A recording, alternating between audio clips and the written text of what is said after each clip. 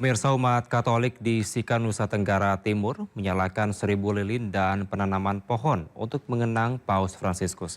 Kegiatan iman ini mengantarkan kepergian Paus Fransiskus ke surga. Hidup itu baik ketika Anda bahagia. Dan setiap situasi kehidupan yang berubah makna.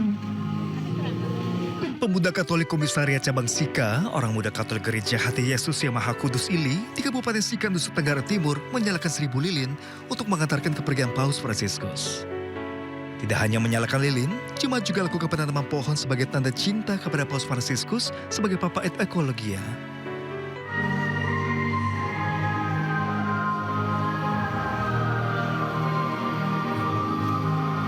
Kegiatan iman ini dalam rangka mengenang Paus Fransiskus yang dikenal sebagai sosok yang peduli terhadap lingkungan.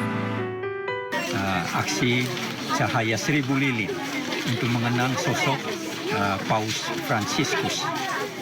Dengan cara ini sesungguhnya kita mau memotivasi kepada umat bahwa Paus dengan karya kepausan memang terbatas oleh waktu, tetapi akan senang dikenang adalah bagaimana semangatnya yang memberikan inspirasi untuk banyak pihak, tidak lagi melihat agama kepercayaannya itu apa. Dan salah satunya adalah dengan ini umat diberikan kesempatan untuk meneladani Paus Fransiskus. Sosok Paus Fransiskus diharapkan dapat menjadi tauladan agar tetap rendah hati dan peduli kepada sesama. Kegiatan ini pun ditutup dengan doa bersama untuk keselamatan Paus Fransiskus. Dari Sika, Nusa Tenggara Timur, Joni Nura, iNews melaporkan. Pemirsa, pemimpin tertinggi umat Katolik Sri Paus Fransiskus dimakamkan di Basilika Santa Maria Maggiore di Roma, Italia pada Sabtu siang. Sebelum dimakamkan, prosesi misa arwah digelar di Basilika Santo Petrus, Vatikan.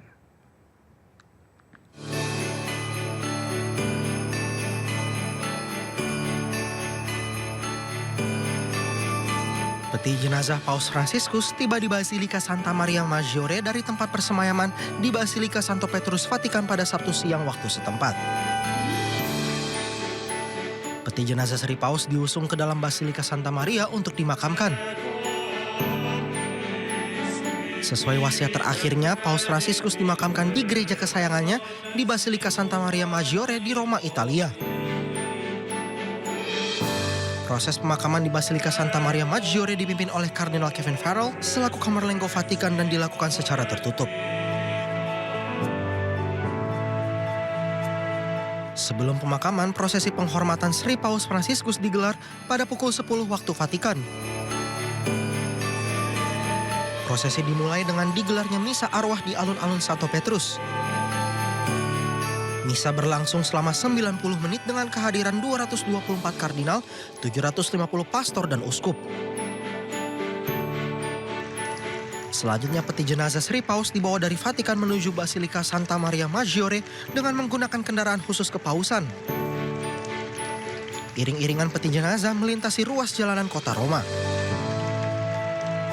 Warga dan umat Katolik menanti di tepi jalan untuk bisa melihat terakhir kalinya peti jenazah Sang Bapa Suci.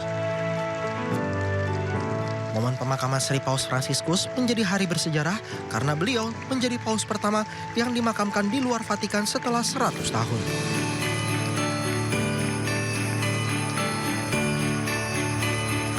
Pemirsa, para pemimpin negara dan ribuan umat Katolik seluruh dunia menghadiri upacara pemakaman pemimpin Katolik Paus Fransiskus yang berlangsung di lapangan Santo Petrus, Vatikan.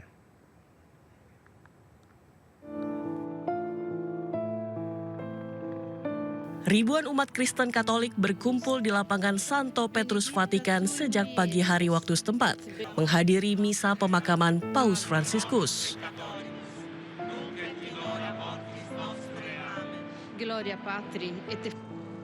Lebih dari 150 negara mengirimkan perwakilan, di antaranya Presiden Amerika Serikat Donald Trump beserta istri. Presiden Prancis Emmanuel Macron beserta istri, hingga Presiden ke-7 Indonesia Joko Widodo.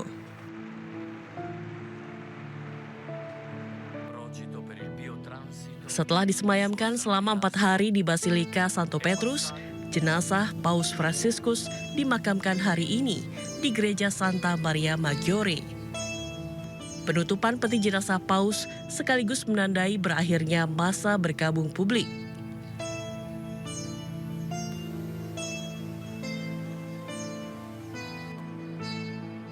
Para pemimpin dunia, pejabat negara, keluarga kerajaan, serta sejumlah tokoh dunia bergabung bersama ratusan ribu umat Katolik lainnya memberikan penghormatan terakhir kepada Bapa Suci Paus Fransiskus. Presiden ke-7 Republik Indonesia Joko Widodo dan utusan Prabowo hadiri pemakaman Paus Fransiskus di Vatikan.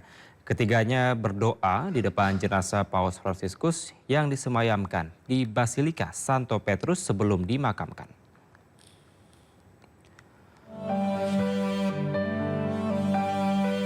Presiden ke-7 Republik Indonesia Joko Widodo, Menteri Hak Asasi Manusia Natalius Pigai, Wakil Menteri Keuangan Thomas Jiwandono, dan Ignatius Jonan tiba di Vatikan untuk melayat di pemakaman Paus Fransiskus. Rombongan Jokowi tiba di Vatikan pada Jumat waktu setempat atau Sabtu waktu Indonesia bagian Barat. Terlihat Jokowi dan rombongan mengenakan setelan jas dan peci hitam. Jokowi menyempatkan berdoa dan memberikan penghormatan terakhirnya di depan jenazah Paus Fransiskus di antara Thomas dan Pigai. Kehilangan seorang panutan yang memberikan warisan kecintaan atas perdamaian dunia, kemudian warisan atas kerendahan hati, dan juga warisan untuk seluruh bangsa-bangsa di dunia ini. Akhirnya kami semua berdoa agar yang teramat suci Paus Fransiskus beristirahat dalam damai abadi dan semoga jiwanya diterima di pangkuan Tuhan Yang Maha Kasih. Sebelumnya, Presiden Prabowo Subianto mengutus Presiden ke-7 Joko Widodo untuk menghadiri pemakaman Paus Fransiskus di Vatikan. Pemirsa, pasca adanya peristiwa pembakaran 3 mobil polisi di kawasan Harjamukti, Cimanggis, Kota Depok, Gubernur Jawa Barat Deddy Mulyadi menyebut negara harus melawan tindakan premanisme. Namun akibat ucapannya tersebut, pimpinan Ormas GRIP mengultimatum orang nomor 1 Jawa Barat itu. Premanisme harus semakin susut bila perlu sampai nol. Pasca adanya peristiwa pembakaran 3 mobil polisi di kawasan Harjamukti, Cimanggis, Kota Depok, Gubernur Jawa Barat Deddy Mulyadi menyebut negara harus melawan tindakan premanisme bila perlu sampai nol. Deddy Mulyadi juga telah berpesan kepada warga di lokasi untuk tidak membuat kegaduhan serta harus menjunjung tinggi adat istiadat. Dan dipastikan juga bahwa premanisme harus semakin susut bila perlu sampai nol. Zero premanisme, dan kita tidak bisa melakukan kebijakan itu sekaligus hilang karena tantangan pembangunan ini berat. Manusia sudah multicultural di Depok ini, kemudian jumlah manusianya banyak, ada yang punya KTP Depok dan banyak yang tidak punya KTP Depok, kemudian ada yang punya rumah, ada yang tidak punya rumah, dan kita mencari solusinya. Dengan saya tadi sudah titip pesan pada warga yang di sana, pokoknya di sini tidak boleh bikin kegaduhan, tidak boleh bikin hal-hal yang bersifat rusuh. Harus menjunjung tinggi adat dan istiadat masyarakat Jawa Barat yang mengedepankan semangat sili asasi. Sementara juru bicara Organisasi Kemasyarakatan Gerakan Rakyat Indonesia Bersatu atau GRIP menyebut ucapan Gubernur Deddy Mulyadi bisa menyebabkan konflik di masyarakat dan mengultimatum Gubernur Jawa Barat tersebut untuk tidak bermasalah dengan ormas pimpinan Hercules itu. Kang Deddy, pesan ketua umum kami, ya, kami tidak pernah ganggu Anda, ormas kami juga tidak pernah ganggu Anda. Jadi jangan ganggu ormas dan jangan ganggu kami. Ini warning, peringatan agar jangan terjadi kekacauan karena Anda penyebab. Kami sudah sampaikan, GRIP ini mandiri. Sejak zaman dulu sudah ada kejahatan. Kalau pribadi melakukan kejahatan, proses secara pribadi.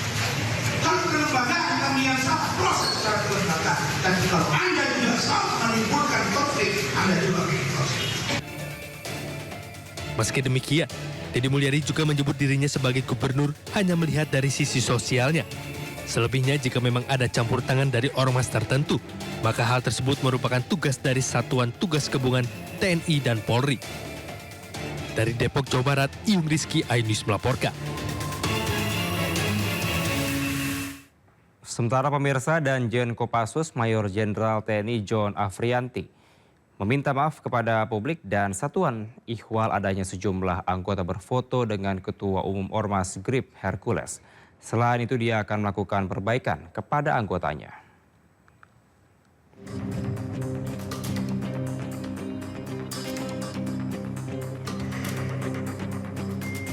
Anggota Kopassus yang berfoto dengan Hercules disebabkan karena ketidaktahuan terhadap perkembangan situasi saat ini. Danjen Kopassus TNI Angkatan Darat, Mayor Jenderal John Afriandi, akan memberikan wawasan lebih banyak kepada anggotanya agar introspeksi diri saat berhubungan dengan masyarakat. Anggota yang berfoto dengan Hercules tidak memikirkan dampak negatif dari tindakan tersebut. Kami mohon maaf, akan tetapi kami yakinkan kami akan melakukan perbaikan. Anggota kami mungkin kurang mendapatkan informasi, sehingga kami akan memperbaiki diri. Sementara belum ada tanggapan dari Mabes TNI terkait adanya anggota Kopassus yang berfoto dengan Hercules. Tim Liputan iNews melaporkan. Pemirsa, Gubernur Jawa Barat Deddy Mulyadi kembali mencuri perhatian publik. Ia berencana mengatasi persoalan kenakalan remaja dengan menerapkan pola militer seperti yang diterapkan oleh Tiongkok.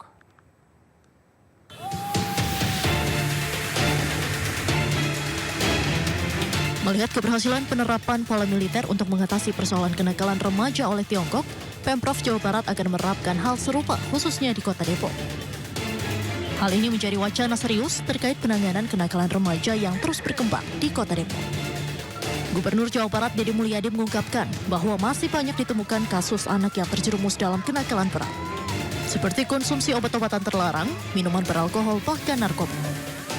Pola militer bukan berarti wajib militer, melainkan pembinaan dengan disiplin dan struktur yang kuat sehingga anak-anak bisa kembali memiliki harapan, disiplin, dan semangat hidup. Nah itu kan diperlukan metodologi, selain metodologi kedokteran, kemudian psikologi, kemudian sosiologi kehidupannya, termasuk juga pola pendekatan militer. Nah kelihatannya kan Tiongkok itu saya lihat melakukan itu. Sehingga anak-anaknya penuh harapan, kemudian energik, dan ini adalah masa depan. Dan kalau saya lihat, saya bicara dengan orang tua, itu tepuk tangannya kenceng banget. Artinya memang sudah menjadi keresahan. Enggak, bukan anak-anak di wajah militer, orang tua yang sudah tidak punya kesanggupan untuk mendidik anaknya, karena anaknya nakalnya luar biasa, bisa diserahin ke kita. Gitu loh. Jadi tidak ada unsur pemaksaan, kalau orang tuanya nggak boleh, kita nggak akan. Nantinya pola militer ini tidak akan dilakukan secara paksa. Jika orang tua tidak memberikan izin, maka sang anak tidak akan mengikuti program tersebut. Namun bagi orang tua yang sudah tidak sanggup lagi mengarahkan anak-anaknya, pemerintah Provinsi Jawa Barat siap mengambil alih dan menerapkan pendekatan tersebut sebagai bagian dari solusi. Dari Depok, Jawa Barat, Iyung Rizky, iNews melaporkan.